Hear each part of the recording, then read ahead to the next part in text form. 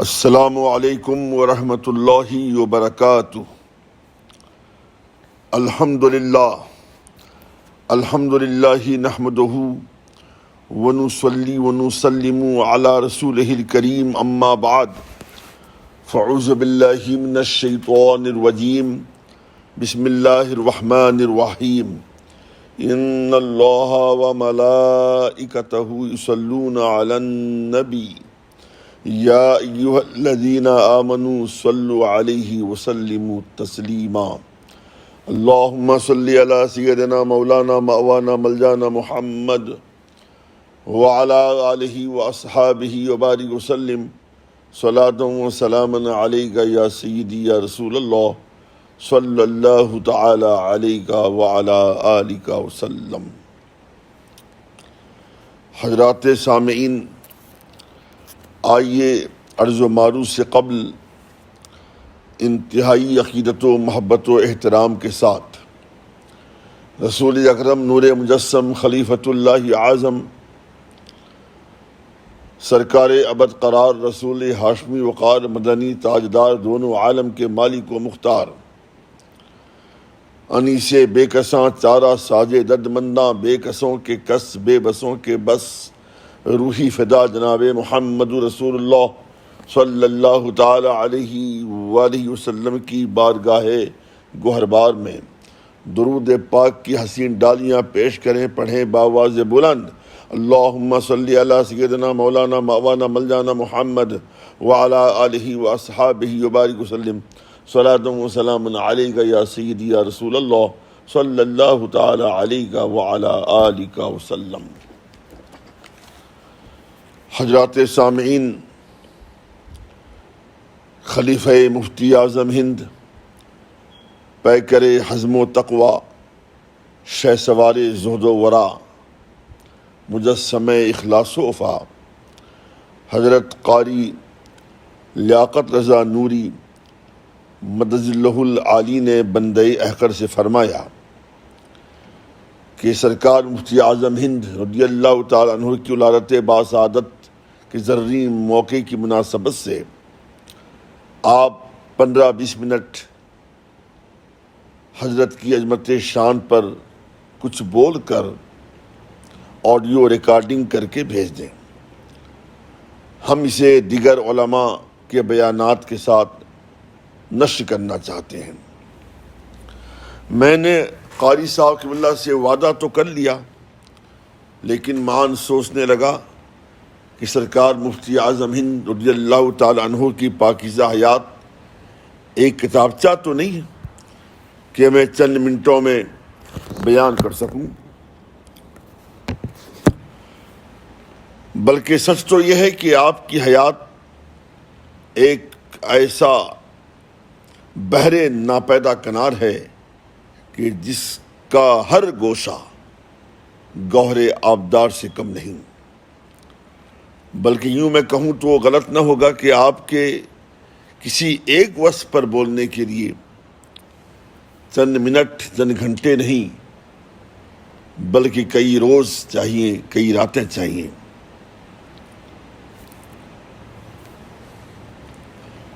تو پھر میں نے یہ طے کیا کہ کیوں نہ میں مختصراً سرکار مفتی اعظم ہند رضی اللہ تعالی عنہ کی نعت گوئی پر گفتگو کروں، ہرچند کہ یہ ایک انتہائی اہم موضوع ہونے کے پہلو بہ پہلو آپ کی درس خیز اور سبق آموز حیات پاک کا ایک قابل تحسین ہی نہیں بلکہ لائق تقلید وصف ہے، مگر ہمارے خطباء و علماء اس موضوع پر بہت ہی کم گفتگو کرتے ہیں۔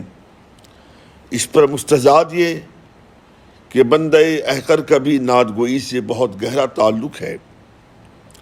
ہم بھی شب و روز، صبح و مساء میدان نعت گوئی میں آبلہ پائی کرتے رہتے ہیں۔ سیدی اعلیٰ حضرت کے اتباع میں نعتیں کہتے رہتے ہیں۔ اس حوالے سے میں نے اپنی کہی ہوئی ایک نعت میں جو مقطع کہا ہے وہ آپ بھی سماعت کریں۔ قدسی ہوں اس رضا کے در پاک کا گدا، قدسی ہوں اس رضا کے در پاک کا گدا، سیکھی ہے جس نے نعت خدا کی کتاب سے۔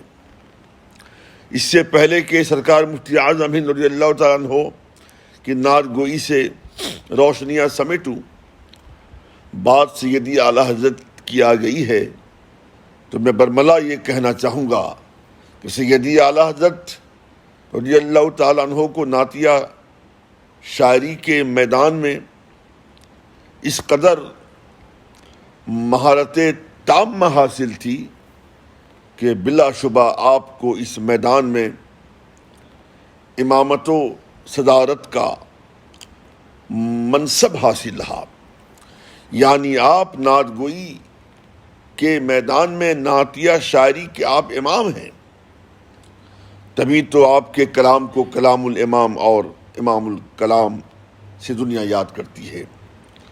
اگر یہ کہا جائے تو قطعی غلط نہ ہوگا کہ آپ کی نعتیہ شاعری اردو نعتیہ شاعری کا نقطۂ آغاز ہے۔ عربی، فارسی اور اردو زبانوں ادب کی تاریخ میں 4 زبانوں میں مشتمل نعت گوئی کا شرف آپ کے سوا دنیا کے کسی نعت نگار کو حاصل نہیں۔ آپ کی کہی ہوئی نعت لم یاتی نظیر کا فی نظرن اور قصیدہ معراجیہ آج بھی دنیائے ادب کے لیے ایک چیلنج ہے۔ میرا خیال ہے کہ اس کا بدل صبح قیامت تک کوئی پیش نہیں کر سکتا۔ اسی طرح جب ہم سرکار مفتی اعظم ہند رضی اللہ تعالیٰ عنہ کی نعتیہ شاعری کا دیگر نعت گو شعراء کے نعتیہ کلام کے مابین تقابلی تجزیہ کرتے ہیں تو یہ بات مہر نیم روز کی طرح مترشح اور عیاں ہو جاتی ہے کہ یقیناً آپ کا کلام فصاحت و بلاغت کا جامع اور فنی نقطۂ نگاہ سے مابل امتیاز کی حیثیت رکھتا ہے۔ یہ چندہ بتانے کی ضرورت نہیں کہ نعت گوئی کا میدان کس قدر کٹھن اور نازک ہے۔ سیدی اعلیٰ حضرت قدس سرہ العزیز فرماتے ہیں کہ نعت شریف لکھنا نہایت مشکل ہے، جس کو لوگ آسان سمجھتے ہیں۔ اس میں تلوار کی دھار پر چلنا ہے، اگر بڑھتا ہے تو الوہیت میں پہنچ جاتا ہے اور کمی کرتا ہے تو تنقیص ہوتی ہے۔ البتہ حمد آسان ہے کہ اس میں راستہ صاف ہے، جتنا چاہے بڑھ سکتا ہے، غرض ایک جانب اصلاً حد نہیں، اور نعت شریف میں دونوں جانب سخت پابندی ہے۔ انہی وجوہات کی بنیاد پر جن شاعروں نے شریعت کے اصول و ضوابط کا لحاظ کیے بغیر نعتیں کہیں، وہ علماء کے فتاوی کی زد میں آ گئے۔ یہی وجہ ہے کہ اس میدان میں چند ہی ایسے باہوش اور محتاط شعراء نظر آتے ہیں کہ جن کا کلام شرعی نقائص سے مورع و منزہ ہے۔ سرکار مفتی اعظم ہند رضی اللہ تعالیٰ عنہ بطور تحدیث نعمت خود فرماتے ہیں، گلہائے ثنا سے مہکتے ہوئے ہار، گلہائے ثنا سے مہکتے ہوئے ہار، سکم شرعی سے ہیں منزہ اشعار۔ حضور مفتی اعظم ہند رضی اللہ تعالی عنہ اسلامی دنیا کا ایک انتہائی معتبر نام ہے۔ آپ کی پوری حیات علم و عشق کے نور میں ڈوبی ہوئی تھی۔ آپ نے شرعی حدود سے باہر کبھی قدم ہی نہیں رکھا۔ آپ کی علمی عظمت اور روب و جلال کا عالم یہ تھا کہ ہزاروں تقریر پر آپ کی ایک خاموشی بھاری تھی۔ اسلامی دنیا میں آپ کی حیثیت فیصل کی رہی۔ آپ کے شرعی حکم کے آگے حکومت وقت بھی صفر ڈال دیتی تھی۔ ایک انسان کو جن خوبیوں سے مزین ہونا چاہیے، وہ ساری خوبیاں بفضلہ تعالی آپ میں بدرجہ کمال موجود تھی۔ علوم و فنون کا کوئی ایسا شعبہ نہ تھا جس پر آپ کی گہری نظر نہ ہو۔ آپ کی عہد کے علماء کے علم و کمال کی جہاں انتہا ہوتی تھی، وہاں سے آپ کے کمال کی ابتدا ہوا کرتی تھی۔ کوزے میں سمندر کا مقولہ اکثر سننے میں آتا ہے۔ آپ کی ذات میں اس مقولہ کو پے کر محسوس میں دیکھا جا سکتا ہے۔ آپ کے عہد کے علماء و مشائخ اپنی الجھی گتھیاں لے کر آپ کی بارگاہ میں حاضر ہوتے اور آپ اشاروں میں ان کی الجھی گتھیاں سلجھا دیا کرتے تھے۔ بڑے بڑے صاحب جبہ و دستار آپ کے سامنے زبان کھولنے پر گھبراتے تھے۔ صوفیہ کی ایک جماعت اس بات کی معترف ہے کہ ہماری آنکھوں نے سرکار مفتی اعظم ہند سے بڑھ کر کسی اور متبع شریعت کو نہیں دیکھا۔ حضرت محدث اعظم ہند رضی اللہ تعالی عنہ کی علمی جلالت کا اپنے اور بیگانے سب اعتراف کرتے ہیں۔ حضرت محدث اعظم ہند نے سرکار مفتی اعظم ہند کے ایک فتوے کی تائید و تصدیق میں فرمایا کہ یہ ایک ایسے عالم مطاع کا حکم ہے جس کی اتباع ہم پر لازم ہے۔ سرکار مفتی اعظم ہند رضی اللہ تعالی عنہ کے اوراق حیات کے کسی ورق پر کوئی داغ دھبا نہیں دیکھا گیا۔ آپ زہد و تقوی کی اس بلند ترین منزل پر فائز تھے جس کے تصور ہی سے اچھے اچھوں کے ہوش اڑ جاتے ہیں۔ ان اوصاف و کمالات کو بیان کے لیے جیسا کہ میں نے عرض کیا اتنے منٹ کافی نہیں ہے۔ یوں اگر میں کہوں غلط نہ ہوگا کہ سرکار مفتی اعظم ہند رضی اللہ تعالیٰ عنہ کی ذات شجر سایہ دار کی حیثیت رکھتی تھی۔ غم و آلام کی تیز دھوپ میں جلنے والے اس درخت کے سائے میں آ کر سکون محسوس کرتے تھے۔ بعض مشائخ فرماتے ہیں کہ وہ کنواں نہ تھے کہ پیاس کی شدت کے شکار وہاں آ کر اپنی پیاس بجھاتے، بلکہ وہ بادل تھے جہاں ضرورت محسوس ہوتی وہاں جا کر برس جاتے اور سیراب فرما دیتے۔ ان کی آمد سے ویرانے آباد ہو جاتے تھے، تاریکی اجالوں کا لباس زیب تن کر لیتی تھی اور جبر و ظلم کی تیز ہوائیں بہار کا روپ اختیار کر لیتی تھی۔ سرکار مفتی اعظم ہند رضی اللہ تعالی عنہ نوری تخلص، آپ کا تخلص نوری ہے۔ میدان نعت گوئی میں آپ کا محتاط قلم بلا شبہ قابل تحسین ہے، کیونکہ آپ حضور والا کا دیوان چھان ڈالیے، کہیں بھی آپ کو شرعی سکھ مل ہی نہیں سکتا۔ پھر یہ کہ آپ نے جو بھی اشعار کہے عشق رسول میں ڈوب کر، یہی وجہ ہے کہ آپ کے اشعار میں جا بجا محبت رسول کی جلوہ آفری نظر آتی ہے۔ اس کے علاوہ آپ اپنے دور کے زبردست عالم دین اور مفتی اعظم ہند جیسے لقب سے ملقب رہے۔ آپ کو تفقہ میں انتہائی درک حاصل رہا۔ ظاہر ہے اگر شاعر علوم دنیا کے بحر ناپیدا کنار کا شناور ہو تو پھر اس کے اشعار میں شرعی نقص و عیب کیسے آ سکتا ہے؟ اسی لیے میرا خیال ہے کہ صحیح معنوں میں نعتیہ اشعار کہنے کا حق متبحر علماء کو ہی حاصل ہے۔ وہ حضرات جن کا سینہ علوم دنیا سے خالی ہوتا ہے ان کے نعتیہ اشعار میں یا تو شرعی سقم نظر آئے گا یا پھر ان کے اشعار محلے نظر ہوں گے، الا ماشاء اللہ۔ مگر اس کے پہلے کہ میں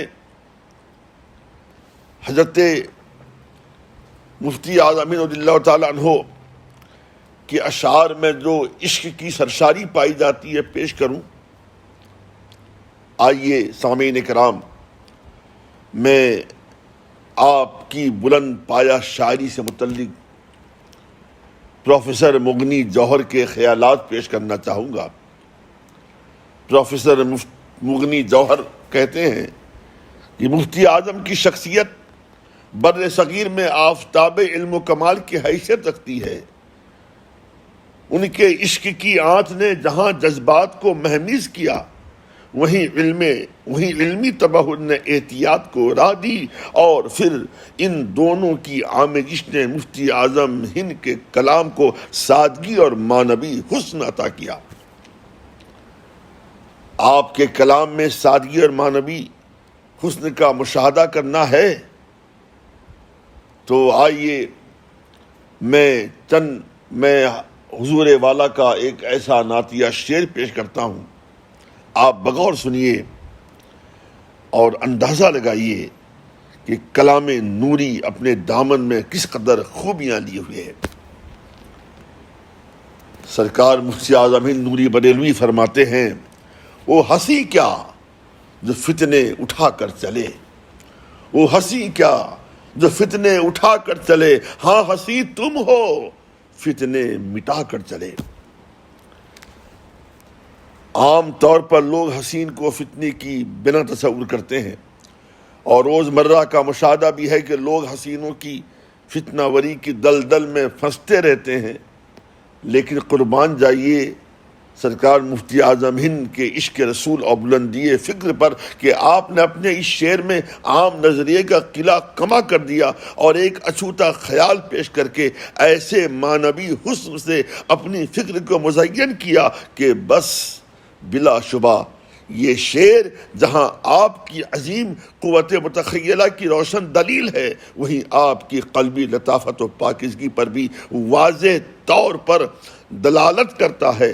حضرت مفتی اعظم ہند رضی اللہ تعالیٰ عنہ نے اس شعر میں یہ باور کرانا چاہا کہ یہ الگ بات ہے کہ حسن کو لوگ فتنے کی بنیاد گردانتے ہیں، لیکن اے سرور کائنات صلی اللہ تعالیٰ علیہ وآلہ وسلم، آپ ایسے حسین و جمیل ہیں کہ آپ نے اپنے حسن سے بڑے بڑے فتنوں کا سد باب کر دیا، اور جس راہ سے آپ گزر جاتے اپنے عدیم المثال حسن سے ہنگاموں کی ناکہ بندی فرما دیا کرتے تھے، اور دنیا کو امن و امان اور تہذیب و ثقافت کی لطیف خوشبوؤں سے آپ نے معطر کر دیا۔ سرکار مفتی اعظم ہند رضی اللہ تعالی عنہ کے والد ماجد سیدنا اعلی حضرت عظیم المرتبت امام عشق و محبت خیر و سراپا خیر و برکت مجدد دین و ملت حضرت شاہ امام احمد رضا خان علیہ رحمت و رضوان نے بھی بہت ساری نعتیں کہیں، لیکن آئیے میں ایک ایسا شعر آپ کے سامنے پیش کرتا ہوں۔ اس شعر کو سننے کے بعد آپ کو احساس ہوگا کہ سیدی اعلیٰ حضرت نے حضور صلی اللہ علیہ وسلم کی لطافت سے متعلق کس قدر پاکیزہ خیال پیش کیا ہے۔ آپ فرماتے ہیں، بڑا مشہور زمانہ کلام ہے، اس کا مطلب پیش کر رہا ہوں۔ ان کی مہک نے دل کے غنچے کھلا دیے ہیں، ان کی مہک نے دل کے غنچے کھلا دیے ہیں، جس راہ چل گئے ہیں کوچے بسا دیے ہیں۔ آپ میرے اعلیٰ حضرت کے اس نعتیہ مطلع کے ایک ایک لفظ پہ غور کریں، یقین جانیے آپ سچ جھومتے رہ جائیں گے۔ میں نے اس سے پہلے آپ کو بتایا ہے کہ نعت گوئی کے لیے دو چیزیں بہت ضروری ہیں۔ ایک تو علوم دینیہ کا ہونا ضروری ہے، اور ساتھ ساتھ عشق رسالت صلی اللہ تعالی علیہ وآلہ وسلم، یعنی نبی پاک صلی اللہ علیہ وسلم کا عشق بے حد ضروری ہے نعت گوئی کے لیے۔ اگر میں یوں کہوں تو غلط نہ ہوگا، عشق رسول نعت گوئی کے لیے اساس اور بنیاد کی حیثیت رکھتا ہے۔ عشق کے تعلق سے اسلم جلال پوری نے بڑی پیاری بات کہی۔ وہ کہتے ہیں کہ اصلی عشق وہ ہے جس میں انسان جمال حقیقی کی شمع کا پروانہ ہو کر اپنی ہستی کو جلا کر خاک کر دیتا ہے۔ اس قول کی روشنی میں سرکار مفتی اعظم ہند رضی اللہ تعالی عنہ کی مقدس زندگی کا ہر لمحہ ایسے ہی عشق کا آئینہ دار معلوم ہوتا ہے۔ جب کوئی شخص عشق کی بھٹی میں جل کر کندن بن جاتا ہے تو پھر اس کے نوکے قلم سے جو بھی اشعار صفحہ کرتاس پر جلوہ بار ہوتے ہیں، اس میں نبی کریم صلی اللہ علیہ وسلم کے جمال جہاں آرا کی شبنم فشائی نظر آئے گی، اور اس کے اشعار میں آمد ہی آمد کی ضیا باری ہوگی۔ عشق رسول سے لبریز سرکار مفتی اعظم ہند چند اشعار میں آپ کے سامنے پیش کر رہا ہوں، آپ سماعت فرمائیں سامعین کرام۔ سرکار مفتی اعظم ہند فرماتے ہیں عشق رسول میں ڈوب کر خدا ایک پر ہو تو ایک پر محمد، خدا ایک پر ہو تو ایک پر محمد، اگر قلب اپنا دوپارہ کروں میں، تیرا ذکر لب پر خدا دل کے اندر، تیرا ذکر لب پر خدا دل کے اندر، یوں ہی زندگانی گزارا کروں میں۔ میرا دین و ایمان فرشتے جو پوچھیں، میرا دین و ایمان فرشتے جو پوچھیں، تمہاری ہی جانب اشارہ کروں میں۔ ایک مقام پہ اور فرماتے ہیں کہ چارہ گر ہے دل تو گھائل عشق کی تلوار کا، کیا کروں میں لے کے فہا مرہم زنگار کا۔ سرکار مفتی اعظم ہند رضی اللہ تعالی عنہ رسول کائنات صلی اللہ تعالی علیہ وآلہ وسلم کے معجزات پر گفتگو کرتے ہوئے اپنے بے لوث محبت کا یوں اظہار فرماتے ہیں کہ اشارہ پا کے ڈوبا ہوا سورج برآمد ہو، اشارہ پائے ڈوبا ہوا سورج برآمد ہو، اٹھے انگلی تو ماہ دو بلکہ دو دو چار ہو جائے، اٹھے انگلی تو ماہ دو بلکہ دو دو چار ہو جائے۔ اس شعر میں دو دو چار ہو جائے کا جواب نہیں، اس کے استعمال میں فکر کی پرواز اور فن کی چاشنی آفتاب عالم تاب کی طرح درخشاں ہے۔ اس شعر میں جہاں نبی پاک صلی اللہ علیہ وسلم کے تصرفات کا بیان ہے، بلکہ یوں کہیں کہ یہ شعر جہاں سرکار ابد قرار صلی اللہ تعالی علیہ وآلہ وسلم کی تصرفات و اختیارات کا کلمہ پڑھ رہا ہے، خطبہ پڑھ رہا ہے، وہیں گستاخ رسول کی بدعقیدگی کا شیرازہ بھی بکھیر رہا ہے، ساتھ ساتھ آپ کی فنی خوبی اور انتہائی درجے کے عشق رسول کو بھی اجاگر کر رہا ہے۔ سرکار مفتی اعظم ہند رضی اللہ تعالی عنہ حضرت عیسیٰ علیہ السلام کے معجزے سے سرکار دو عالم صلی اللہ علیہ وسلم کے تصرف کا اس قدر محبت آمیز لہجے میں تقابل پیش کر رہے ہیں، جو ایک کھلی حقیقت کی عکاسی بھی کر رہا ہے، نیز آپ کی شرعی احتیاط اور حب رسول پر مہر ثبت کر رہا ہے۔ فرماتے ہیں شہرا لب عیسیٰ کا جس بات پر ہے مولا، شہرا لب عیسیٰ کا جس بات پر ہے مولا، تم جانے مسیحا ہو ٹھوکر میں ادا کرنا، تم جانے مسیحا ہو ٹھوکر میں ادا کرنا۔ یاد رہے کہ اعلیٰ شاعری کے دو اہم جز ہیں، ایک فکر اور دوسرا فن۔ سرکار مفتی اعظم ہند کی بلندی فکر بلا شبہ آپ کی شاعری کا طرہ امتیاز ہے۔ آپ کی شاعری فنی نقطۂ نگاہ سے بے پناہ جامعیت کی حامل ہے۔ آپ کے اشعار میں شوکت الفاظ، خوبصورت ترکیبیں، نادر استعارات، انوکھی تشبیہیں، پیکر تراشی، علامت پسندی کے علاوہ محسنات لفظیہ و معنویہ کی بھی تابانی نظر آتی ہے۔ میں امتثالاً بطور مثال چند اشعار آپ کی نظر کر رہا ہوں، سماعت کریں۔ سرکار مفتی اعظم ہند فرماتے ہیں تمہیں باطن، تمہیں ظاہر، تمہیں اول، تمہیں آخر۔ جو اشعار میں پیش کرنے جا رہا ہوں، ان اشعار سے میرے دعوے کی دلیل آپ کو مل جائے گی۔ جو میں نے دعویٰ کیا ہے کہ آپ کے اشعار میں محسنات لفظیہ اور معنویہ کی بھی تابعی نظر آتی ہے، آپ کو یقین ہو جائے گا۔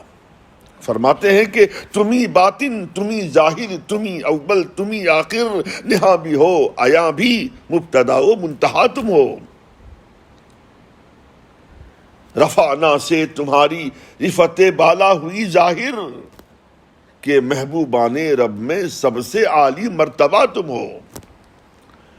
اور آپ کا وہ شہرۂ آفاق کلام،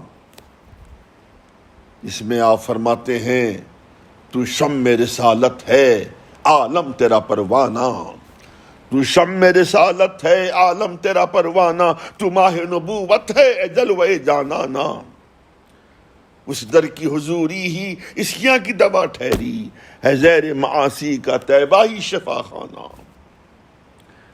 جو ساقی کوثر کے چہرے سے نقاب اٹھے، ہر دل بنے میں خانہ، ہر آنکھ ہو پیمانہ۔ جو اشعار میں نے ابھی آپ کو سنائے ہیں، آپ غور و خوض کریں گے تو آپ کو معلوم ہو جائے گا ان اشعار میں علم بدیع کے اعتبار سے لف و نشر مرتب، طباق، توجیہ، تلمیح، استدراد، مراعات النظیر، تبلیغ، توریہ جیسی محسنات معنویہ کی تمام خوبیاں پائی جاتی ہیں۔ اب میں اخیر میں جدید شاعری سے متعلق دو چند اہم باتیں بتانا چاہوں گا۔ جدید شاعری میں پیکر تراشی کو بڑی اہمیت دی جاتی ہے، اور اس کا بھی محاسن شاعری میں ایک کلیدی اور اہم رول ہے۔ دراصل پیکر تراشی انگریزی شاعری میں جا بجا پائی جاتی ہے، لیکن بعد میں ہمارے اردو شعراء نے بھی اپنے اشعار میں پیکر تراشی کا استعمال کرنا شروع کر دیا۔ گویا پیکر تراشی اردو شاعری میں انگریزی شاعری کی مستعار ہے۔ عصر حاضر میں پیکر تراشی کا تو بازار بے حد گرم نظر آتا ہے۔ عموماً پیکر کی دو قسمیں ہوتی ہیں، ایک نفسیاتی و تجریدی اور دوسری لسانی۔ اس سلسلے میں ڈونی اور لیوز کے اقوال آپ سماعت کریں تاکہ پیکر کا مفہوم واضح ہو جائے۔ ڈونی کا خیال ہے کہ پیکر کو مخصوص مادی تصویر کی حیثیت سے نہیں دیکھنا چاہیے، بلکہ اس میں ایک قسم کی حسی خصوصیت ہوتی ہے، اور لوئیز کہتا ہے کہ پیکر لفظوں سے بنائی گئی ایک تصویر ہے، اسی لیے پیکر کو شاعری کا حسی عنصر قرار دیا گیا ہے۔ اتنی بات مسلم ہے کہ دور جدیدیت میں پیکر تراشی کے استعمال کو شعراء اپنی شاعری کا معیار سمجھتے ہیں اور اپنے لیے باعث افتخار بھی۔ اگر ہم سرکار مفتی اعظم ہند رضی اللہ تعالی عنہ کے کلام کا بغور جائزہ لیں تو آپ کے کلام میں بھی جا بجا، ایک جگہ نہیں، دو جگہ نہیں، جا بجا پیکر تراشی کی مثالیں مل جاتی ہیں۔ مثلا یہ شعر آپ دیکھیں، آپ فرماتے ہیں، رکشے خلد بری ہے دیکھ کوچا یار کا، ہے بلبل اب اگر لے نام تو گلزار کا۔ پھر فرماتے ہیں ایک مقام پر کہ قفس جسم سے چھٹتے ہی یہ حیراں ہوگا، قفس جسم سے چھٹتے ہی یہ حیراں ہوگا، مرغ جاں گنبد خضرا پہ غزل خواں ہوگا۔ آپ ان اشعار میں غور فرمائیں، یہاں آپ نے لفظ حیف کا استعمال کیا، بلبل کا استعمال فرمایا آپ نے، مرغ جاں، یہ سارے استعارے ہیں جو ان اشعار کے پیکر کی تشکیل کرتے ہیں۔ سرکار مفتی اعظم ہند رضی اللہ تعالی عنہ کے کلام کا ایک مختصر خاکہ پیش کرنے کے بعد ہم نتیجہ اخذ کر سکتے ہیں کہ سرکار مفتی اعظم ہند رضی اللہ تعالی عنہ کے کلام میں فکر و فن کی تمام خصوصیات کی تابندگی ملتی ہے، اور آپ کا کلام علم بدیع اور دوسرے جدید رجحانات کے زاویوں سے بھی جامع نظر آتا ہے۔ گویا یوں کہہ لیں کہ آپ کا کلام جہاں فصاحت و بلاغت اور فنی اصطلاحات کا ایک حسین مرقع اور سرچشمہ ہے، وہیں آپ کے کلام میں ایسا سوز عشق ہے جو ایک عارف باللہ کے دل کی اتھاہ گہرائی سے اٹھتا ہے اور آنن فانن پورے عالم میں پھیل جاتا ہے۔ وما علیہ الا البلاغ المبین۔ اب اخیر میں چلتے چلتے میں چند اشعار سرکار کی شان میں پیش کرنا چاہوں گا، وہ آپ سماعت کریں۔ عرض کیا ہے کہ اوصاف کی بہار ہنسی گلستاں ہیں آپ، اوصاف کی بہار ہنسی گلستاں ہیں آپ، دی کی بقا کے واسطے نوری سما ہیں آپ۔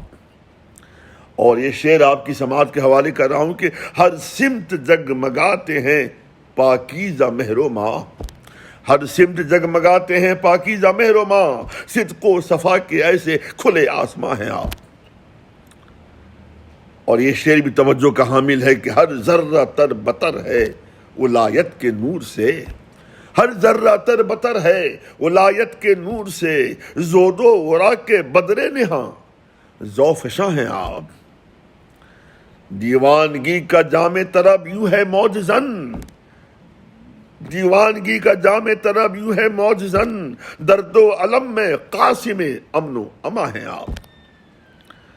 اور یہ شعر آپ کی سماعت کے حوالے کر رہا ہوں، اس کی حفاظت کیجیے گا۔ کردار ایسا اب بھی معطر ہے سنیت، کردار ایسا اب بھی معطر ہے سنیت، جس کی نہ انتہا ہے وہی داستاں ہے آپ، جس کی نہ انتہا ہے، جس کی نہ انتہا ہے وہی داستاں ہے آپ۔ رعب وفا جلال ولایت کی ہے قسم، رعب وفا جلال ولایت کی ہے قسم، آدائے دین کے واسطے تیغ و سنا ہے آپ۔ اور یہ آخری شعر آپ کی توجہ کا طالب ہے۔ عرض کیا ہے کہ ہتھیار ڈالنا ہی پڑا حق کے روبرو، ہتھیار ڈالنا ہی پڑا حق کے روبرو، ہے کون تاب لا سکے سیف البیاں ہیں آپ۔ اور مقطع سماعت فرمائیں۔ پھیلی ہیں میری فکر کی ہر سمت نکھتیں، پھیلی ہیں میری فکر کی ہر سمت نکھتیں، قدسی کے باغ فن کے لیے گل فشاں ہیں آپ، اوصاف کی بہار ہنسی گلستاں ہیں آپ، دی کی بقا کے واسطے نوری سما ہیں آپ۔ السلام علیکم ورحمۃ اللہ وبرکاتہ۔ اللہ حافظنا و ناصرنا۔